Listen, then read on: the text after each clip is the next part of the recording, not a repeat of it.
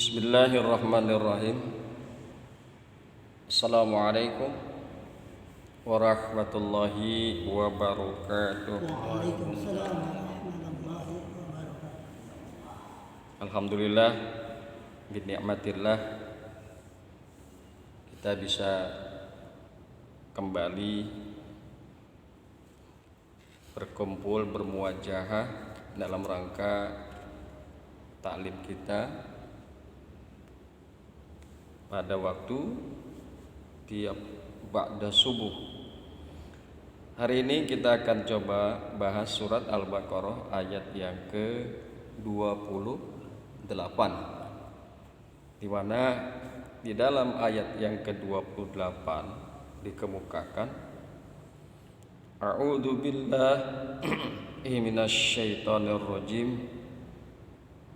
Bismillahirrahmanirrahim. Kaifa takfuruna billahi wa kuntum amwatan fa ahyaakum thumma yumitukum thumma yuhyikum thumma ilaihi turja'un.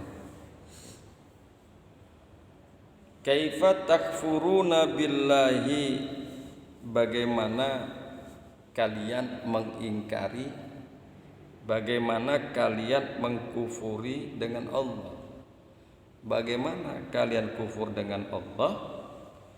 Wa kuntum amwatan, sedangkan kalian dulu dalam keadaan mati. Fa ahyakum, maka Allah hidupkan kalian, lalu Allah hidupkan kalian. Summa yumitukum, kemudian Allah matikan kalian. Summa yuhyikum, kemudian Allah hidupkan kalian. Summa ilaihi turja'un, kemudian kepada Allah lah kalian akan dikembalikan. Itu Pak Udin ya. Jadi kaifa itu adalah, kalau dalam bahasa Indonesia, bagaimana. Kaifa haluka, bagaimanakah keadaan engkau. Kaifa itu bagaimana. Nah, di awal kalimat daripada ayat yang ke-28 ini menggunakan kata-kata kaifa, yang artinya bagaimana, bukan dengan mengapa. Jadi pertanyaan itu bagaimana, kok enggak mengapa gitu. Karena mengapa biasanya dijawab dengan jawaban analisis dan ilmiah. Kalau pertanyaan itu diawali dengan kata-kata mengapa. Kalau mengapa, jawabannya itu harus analisis dan ilmiah. Sedangkan mereka pada saat itu orang-orang penduduk Mekah, sedangkan mereka bukan orang-orang yang menggunakan akalnya, sehingga tidak wajar mereka ditanya dengan pertanyaan mengapa. Jadi penduduk Mekah akalnya tidak sehat, tidak menggunakan akalnya dalam bertindak. Penduduk Mekah saat itu ketika ayat ini turun. Apa buktinya kalau mereka tidak menggunakan akal dalam bertindak, akalnya tidak sehat? Itu kan di sekeliling Ka'bah, dan juga ada mungkin di rumah-rumah mereka itu patung-patung atau berhala yang mereka sembah. Padahal berhala-berhala itu adalah benda mati, dari batu, dari kayu. Kok disembah? Itu kan akalnya kagak sehat, berarti akalnya kurang. Benda mati yang tidak bisa memberikan manfaat, yang tidak bisa memberikan syafaat, berhala-berhala tersebut justru disembah. Nah, ini memberikan bukti bahwa saat itu penduduk Mekah akalnya kurang sehat, tidak memiliki akal. Bismillahirrahmanirrahim. Kaifa takfuruna ya ahla Makkah? Bagaimana kalian mengingkari, mengkufuri, kalian kufur wahai penduduk Mekah. Kufur kepada Allah. Wa qad kuntum amwatan nutofan fil aslabi, dan sesungguhnya kalian dahulu itu dalam keadaan mati berupa nutfah fil aslabi, di dalam tulang sulbi.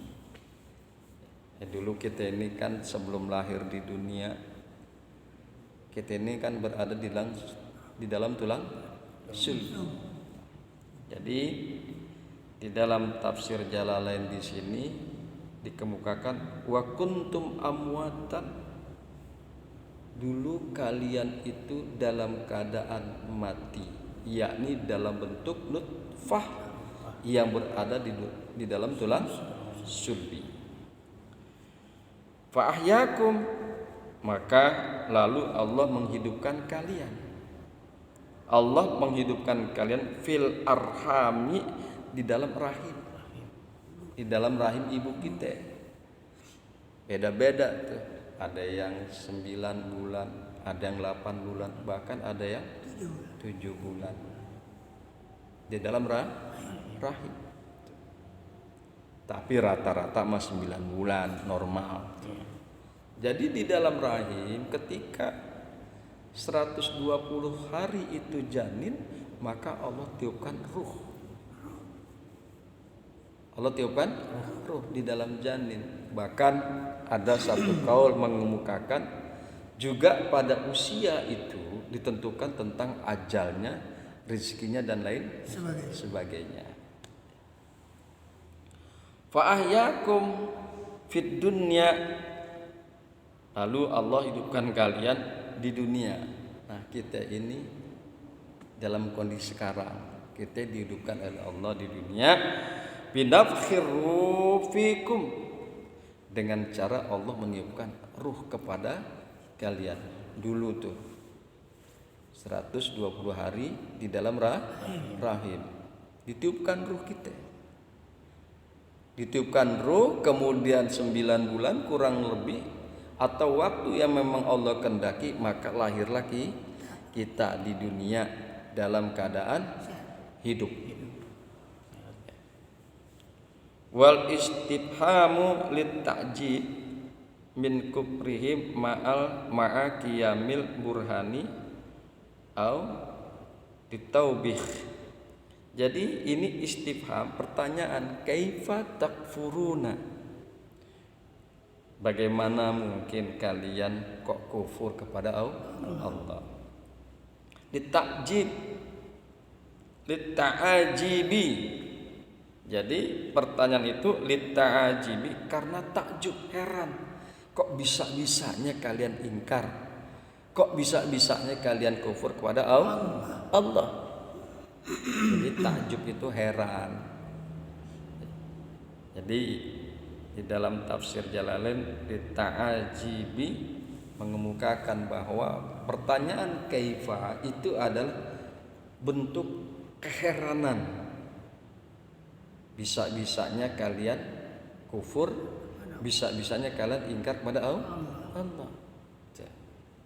Padahal Allah lah yang menghidupkan kalian setelah kalian dalam keadaan mati di dalam sulbi. Allah hidupkan kalian di rahim, kemudian Allah hidupkan di dunia. Kok bisa-bisanya kalian kufur kepada Allah, Sang Pencipta? Wal istifhamu lita'ajibi min kufrihim, dan istifham pertanyaan lita'ajibi karena heran daripada kekufuran mereka.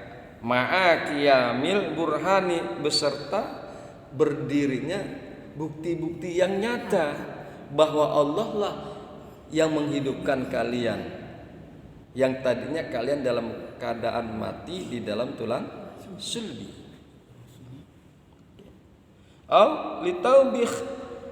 Atau istifham ini, pertanyaan ini untuk kecaman atau celaan kepada manusia. Manusia dikecam oleh Allah, manusia dicela oleh Allah.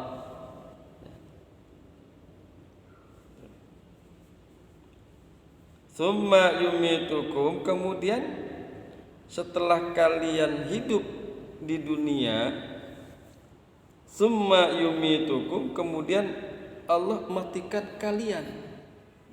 Allah matikan kalian inda intihai ajalikum, ketika habis selesai ajal kalian.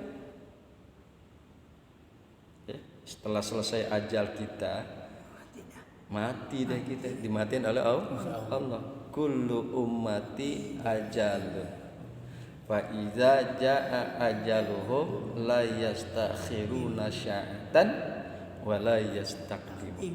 Kita ini udah punya ajal ya Pak Udin, masing-masing udah ditentukan, tapi kita nggak tahu ajal kita kapan. Kong Jit udah 75 tahun 75, Kong Jit 75, saya udah 56, nggak tahu Pak Udin berapa.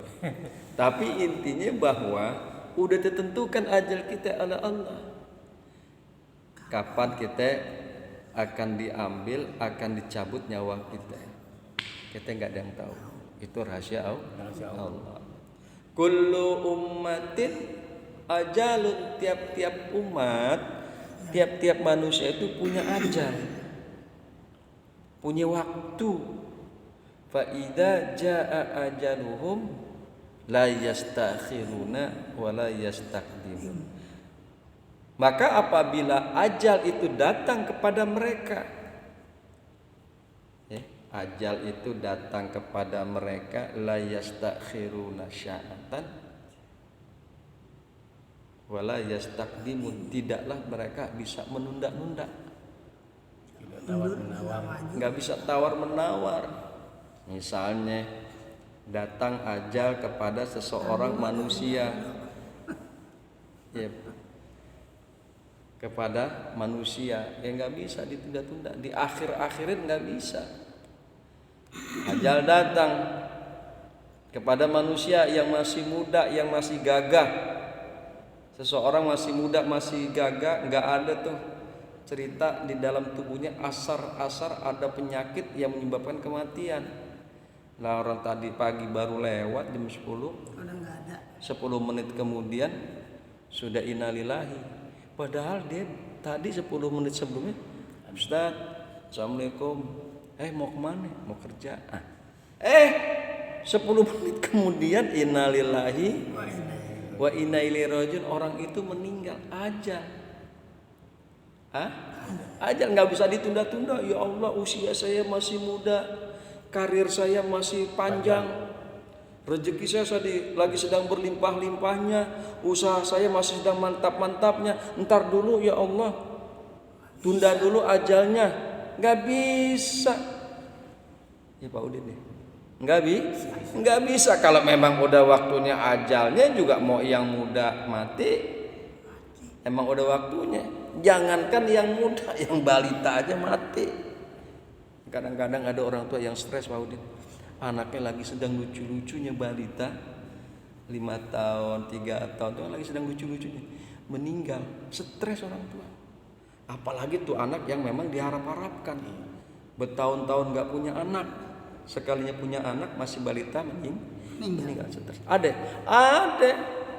Jangankan yang udah lahir di dunia, yang dijanin aja bisa mati. Setelah ditiupkan ruhnya 120 hari,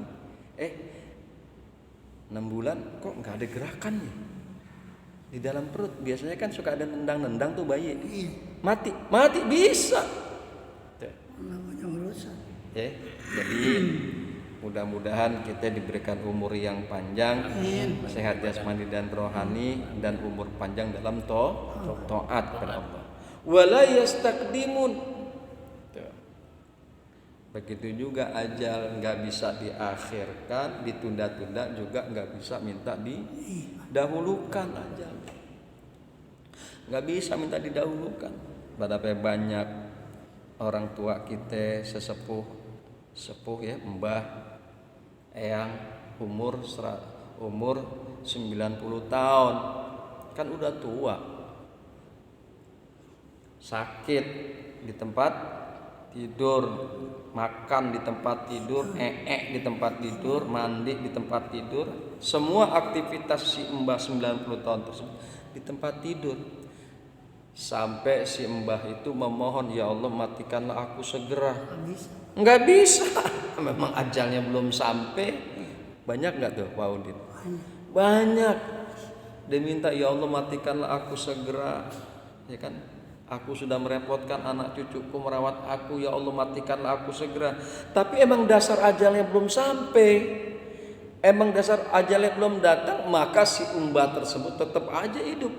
Bahkan kadang-kadang ada yang malah mbahnya masih hidup, cucunya udah mati.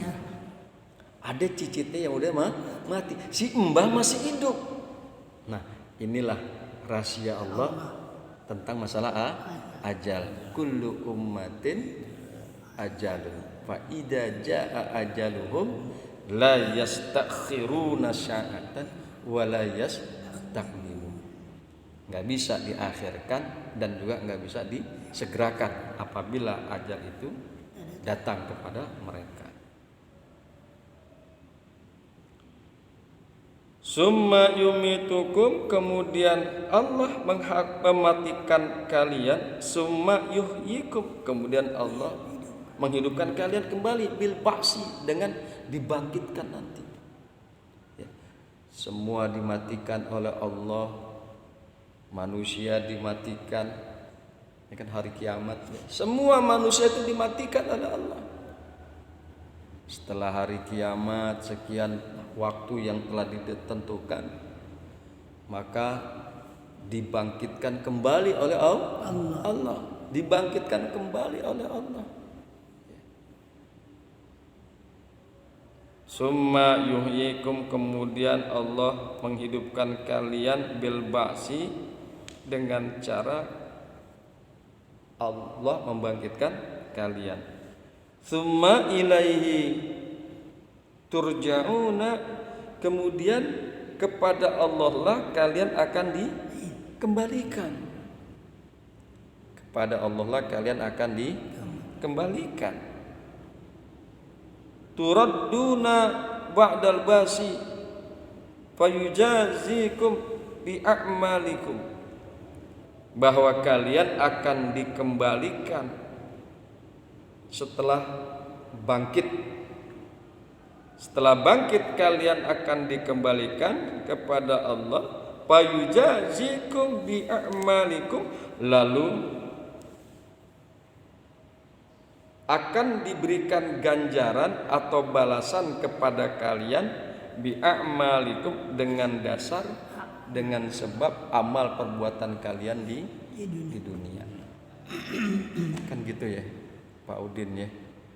Kita ini pasti akan dimintai pertanggungjawaban tentang apa yang kita lakukan di dunia gitu. Nggak bisa berbohong. Nggak bisa berbohong. Mulut kita nggak bisa ngomong, tangan kita ngomong. Dulu tangan ngapain aja di dunia? Nyolong harta orang lain, kan gitu ya Pak Udin. Mulut kita nggak bisa ngomong, kaki kita bisa ngomong. Dulu di dunia ngapain tuh kaki dibawa kemana? Ke majelis taklim atau ke tempat maksiat, dugem dan lain sebagainya. Kan gitu ya Pak Udin. Kita tekep mulut kita nggak ngomong, mulut ngomong sendiri ntar di hadapan Allah di mulut, padahal kita nggak nyuruh dia ngomong. Cerita deh tuh mulut, dulu saya suka maki-maki orang, suka ngomongin orang, suka fitnah orang. Setelah hari berbangkit, maka Allah memberikan ganjaran atau balasan kepada kalian bi'amalikum, dengan amal perbuatan kalian yang telah kalian lakukan. Kemudian ditimbang tuh, ini beratan yang mana nih, antara amal baik dan amal buruk, antara amal soleh dan amal salah. Ternyata amal perbuatannya lebih baik berbuat amal soleh, imannya mantap, takwanya hebat, amal solehnya banyak. Orang model begini pasti masuk ke dalam surga. Innalladzina amanu wa amilus solihati, ya kan? Ulaika hum khairul bariyah jazaohum inda rabbihim jannatu adn tajri min tahtihal anhar. Kan gitu ya Pak Udin. Amal baik kita banyak, iman kita mantap, maka orang model begitu masuk ke dalam surga. Amin. Mudah-mudahan kita masuk ke dalam golongan orang-orang ahli surga. Wa basyiris sabirin wa basyiril ladina amanu wa amilus solihati anna lahum jannatin tajri min tahtihal anhar. Sampaikanlah kabar gembira hai Muhammad kepada umatmu, kepada manusia. Sampaikanlah kabar gembira bagi orang-orang yang beriman dan beramal soleh. Annalahum jannatin tajri min tahtihal anhar, bahwa untuk mereka orang-orang yang beriman, orang-orang yang beramal soleh, surga tajri min tahtihal anhar, yang mengalir di bawahnya sungai-sungai. Ada lagi orang diganjar oleh Allah, dipertanggungjawabkan amal perbuatannya di dunia, ditimbang-timbang, ternyata amal buruknya banyak. Amal buruknya banyak, suka nyolong, suka korupsi, kaki jalan diajak buat maksiat, mulutnya nggak bisa ditahan, ngomongin orang, fitnah orang, gibah orang, suka korupsi, suka makan harta orang lain dengan cara-cara yang zalim, cara-cara yang tidak baik.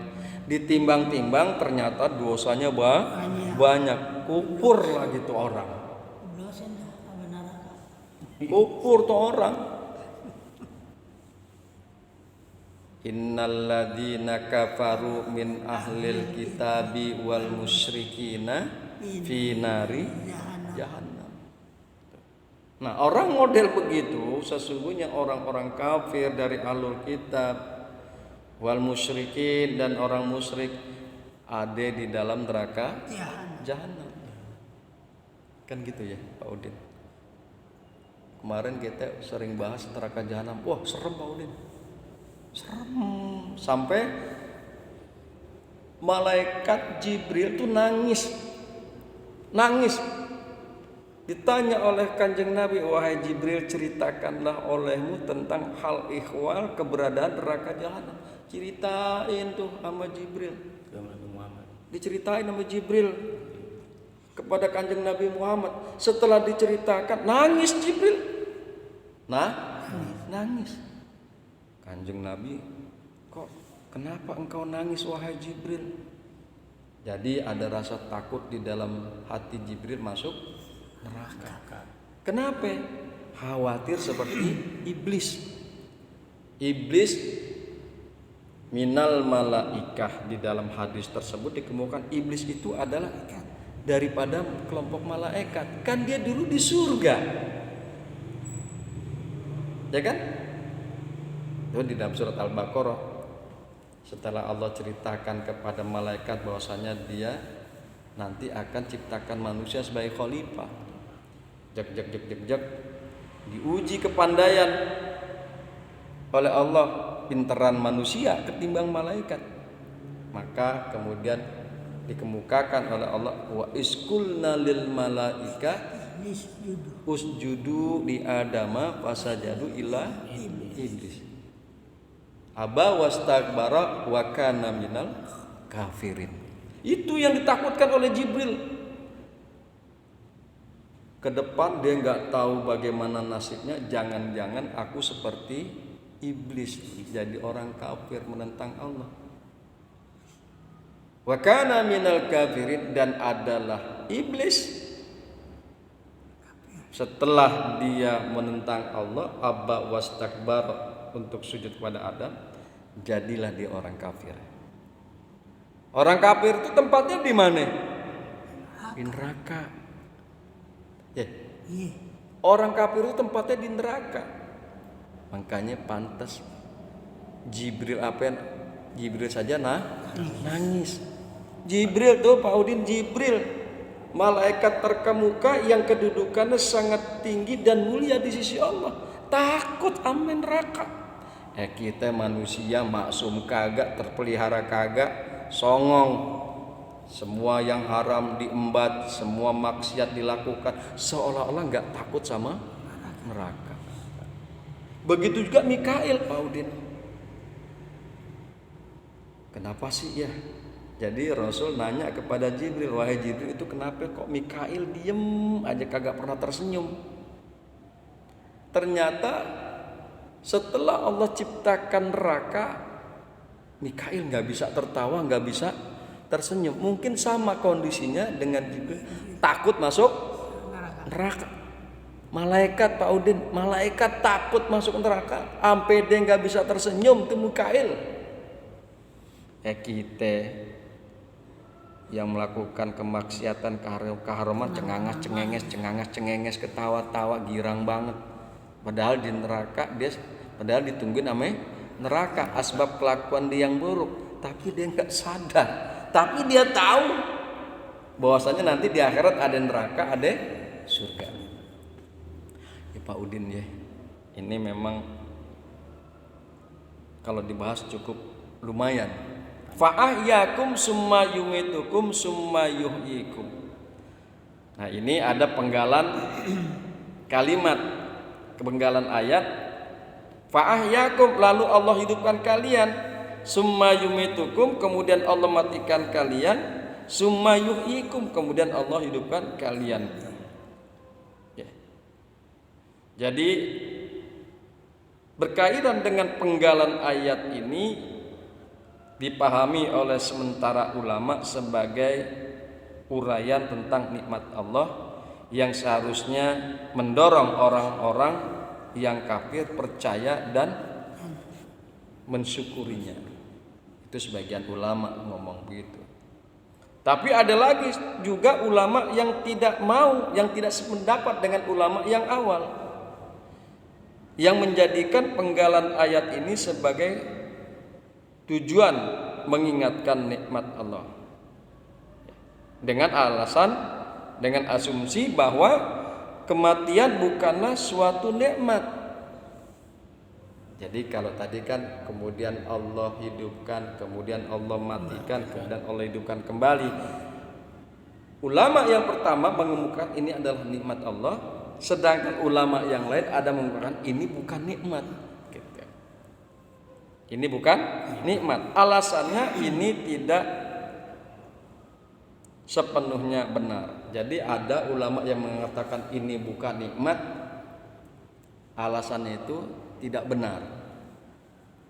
Allah matikan, Allah hidupkan, Allah matikan, Allah hidupkan, itu bukan nikmat. Nah, alasan yang dikemukakan oleh ulama tersebut dinyatakan oleh sebagian ulama itu enggak benar yang model begitu. Karena apa? Karena kematian dapat merupakan nikmat bagi yang hidup dan yang mati. Seandainya tidak ada kematian, maka bumi ini akan penuh sesak dengan manusia jompo, manusia aki-aki. Kalau nggak ada kematian nih Pak Udin, waduh, numpuk orang yang udah tua-tua, yang aki-aki udah berapa ratus tahun. Coba seandainya sejak zaman Nabi Adam nggak ada kematian, hewan juga nggak mati-mati, kira-kira numpuk kagak nih dunia? Numpuk. Nggak muat ada dunia. Kagak muat. Kagak muat. Nah, kondisi begitu bukan nikmat. Ya kalau numpuk manusia itu, hewan-hewan numpuk dari sejak zaman Nabi Adam alaihissalam sampai gini hari, sesek nih dunia, itu bukan nikmat. Nah, dengan sebab dimatikannya manusia dan hewan itu menjadi nikmat. Jadi bumi ini enggak sesek terhadap manusia, terhadap makhluk hidup yang lain. Kan gitu ya, Kom. Iya. Dengan sebab kematianlah, maka itu adalah salah satu contoh nikmat yang Allah turunkan. Kemudian dikemukakan alasan yang kedua, kematian juga merupakan nikmat karena dia adalah pintu gerbang bagi yang taat untuk masuk surga. Nah, kita nggak bisa masuk surga kalau nggak mati-mati. Surga itu di mana? Kan ada di alam akhirat. Sebelum ke akhirat, kita ke barza dulu, alam kubur, baru masuk akhirat. Kalau pengen masuk surga, maka kudu mati dulu. Kalau udah mati, masuk kubur. Udah masuk kubur, masuk akhirat. Akhirat, di dalam akhirat ada surga. Bagi orang-orang yang beriman dan beramal saleh, justru mengharapkan kematian.